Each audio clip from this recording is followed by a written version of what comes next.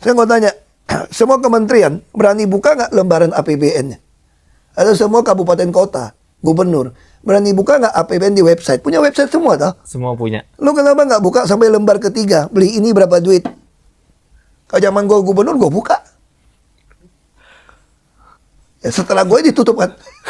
Katanya ada masalah lu gitu loh. Kenapa sih barang udah dibuka transparan lu mau tutup lagi gitu loh? Pak, tapi kan banyak skemanya yang sering disebutin bahwa ya ada dugaan bahwa memelihara fakir miskin biar beneran jadi lumbung suara aja. Maksudnya si iya. pemilu jadi penuh dengan ketakutan subsidinya, hilang ketakutan beasiswa yang mungkin biasa diterima jadi kecabut. Ya, bagaimana demokrasinya bisa jadi adil dan dapat yang oke Pak kalau kayak gitu Itu Pak? yang saya bilang mental penjajah kan.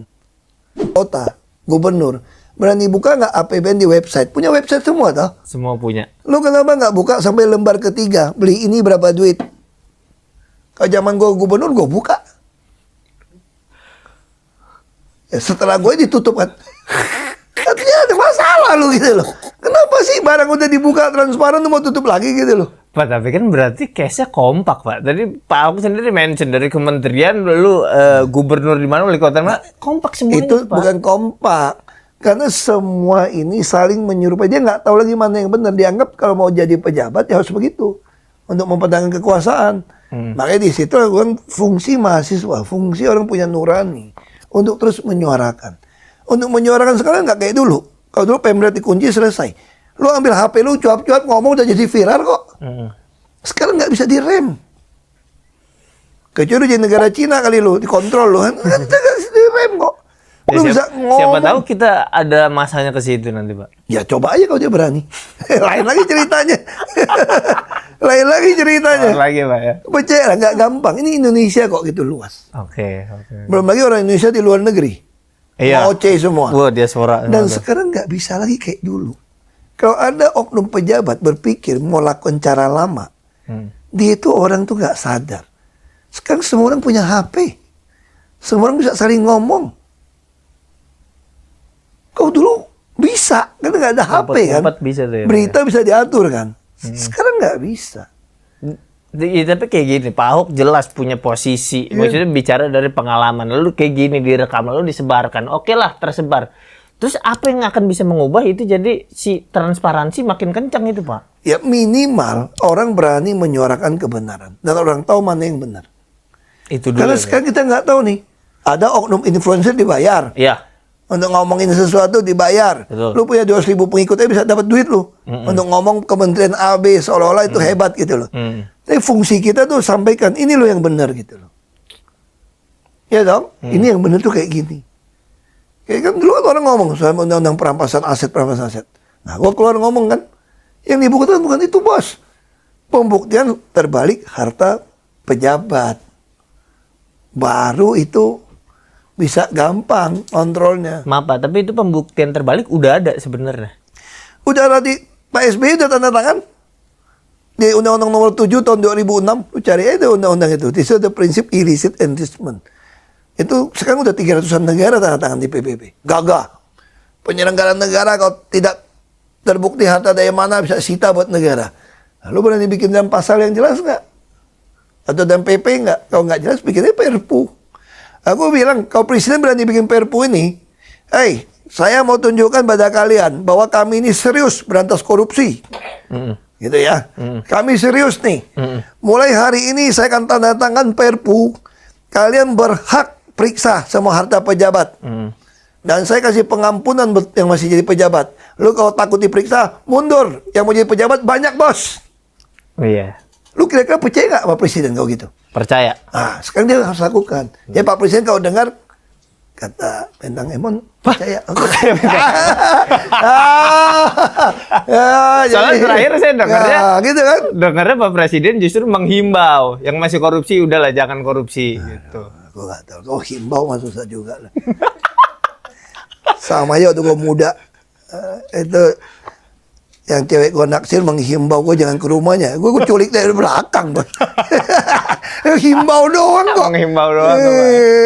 Berarti itu kan Pak Ahok udah jelentrehin caranya. Berarti bila mana satu ketika Pak Ahok ada di posisi presiden, langsung itu Pak. Ya, kayaknya gue Gimana mau jadi presiden, jadi gubernur aja pada demo berjilid-jilid. Makanya kan pakai bila mana, Pak? Ini alam mendengar. Tapi minimal alam mendengar. Tiap tahun kasus gua diperingatin. Wah. Lu kalau peringatan orang ingatnya Ahok, Bos. Bener. Wah, kan Jalan-jalan ke Monas, Pak. Orang lama-lama nggak ingat ulang tahun gua nih, ingatnya. Setara Halloween, Pak Ahok. Iya dong. Bener. Iya, lumayan kan? Lumayan.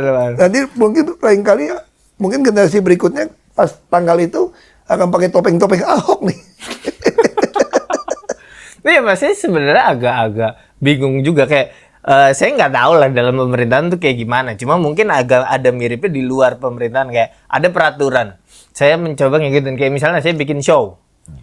Pajak 6 juta. Tapi banyak yang bayar pajak 2 juta dan aman aja.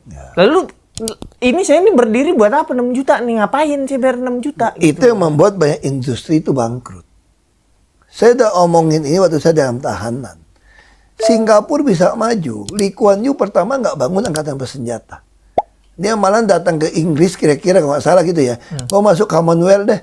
Gue minta perlindungan lu orang aja lah. Commonwealth deh. Ada Malaysia, ada Australia gitu tau. Pakai vendor aja gitu, Pak. Nah, ya kira-kira gitu tau. Uh-uh. Apa yang dia bangun? Custom, bea cukai. Jangan sampai barang luar itu merusak industri di dalam.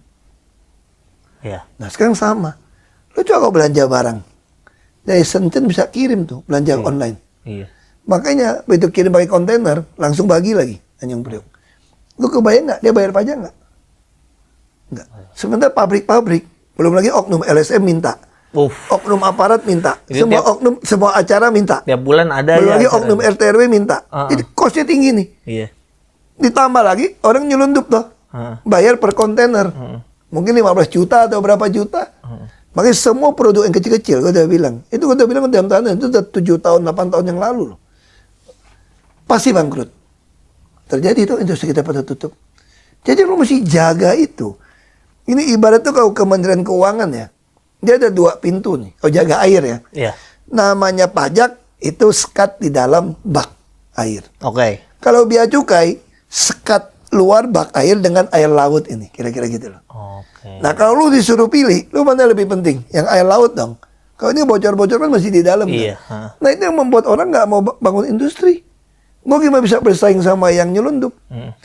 Contoh, lu ekspor pun, lu masuk barang, diperiksa mati-matian, ditahan aja mati lu ekspor.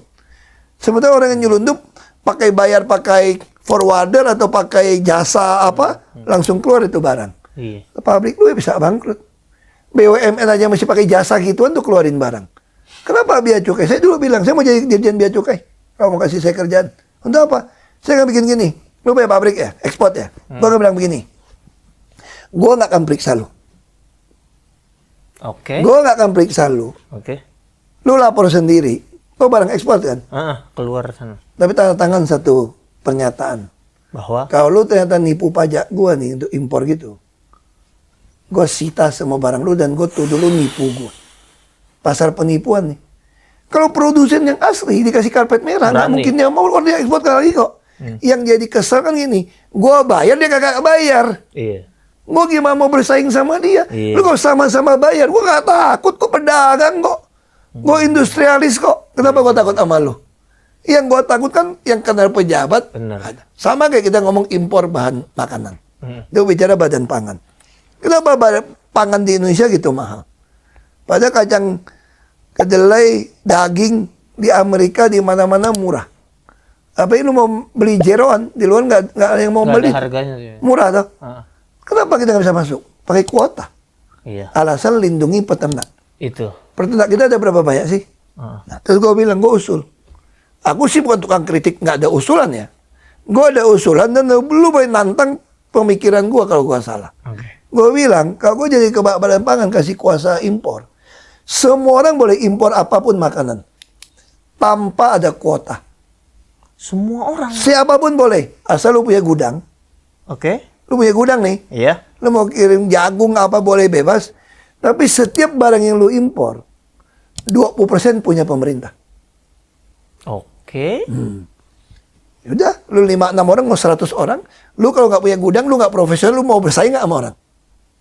Nggak berani. Iya. Tapi kalau pakai kuota, lu kenal gua pejabat, gua kasih lu kuota nih. Ya lu bego juga lu jual-jual kuota ke orang yang impor. Iya. Iya dong, BUMN dikasih tugas. BUMD dikasih tugas, dia jual ke pengusaha lain. Kan ketangkep banyak nih yang kasus sapi, kasus Betul. apa. Betul. Nah coba, kalau nggak ada kuota, yang nggak bisa kerja berani impor nggak? Nggak berani. Yang pedagang berani. Yang tinggal ambil jagoan margin impor aja. dong. Iya. Nah, terus kan pedagang kita anggap suzon nih, suzon.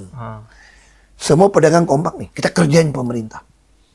Walaupun kita impor murah, kita yang impor, kita yang gede ini, kita oligarki, kita jual mahal-mahal. Kita kompak gitu. Gitu dong. Iya. Nah, lu kalau mau lakuin itu jual mahal nih. Oke bos, kan barang gua ada titip di gudang lu, tanpa bayar sewa nih. Iya, 20% itu. Lu tolong bayar harga yang lu jual. Gua butuh cash. Gua minta mentahnya. Lu mati gak lu? Iya dong. Kan ini barang cuma 10 perak nih. Iya. Lu mau Jual ngerjain gua. 1.000 Lu bilang gitu. jual 100 lah gitu loh. Iya. Ya gua langsung seneng. 100 nih, bener nih. Iya. Oke. Tapi barang gua dulu sini bayar. Bayar barang gua. Oke. Kita buat perjanjian. Nggak mungkin dong. Nah hasilnya apa? Nah sekarang tinggal petani yang jadi masalah. Pupuk, obat, benih. Itu dipegang Badan Pangan dong. Atau Kementerian Pertanian diubah jadi Kementerian Pangan. Yang nanganin nih. Dia pegang.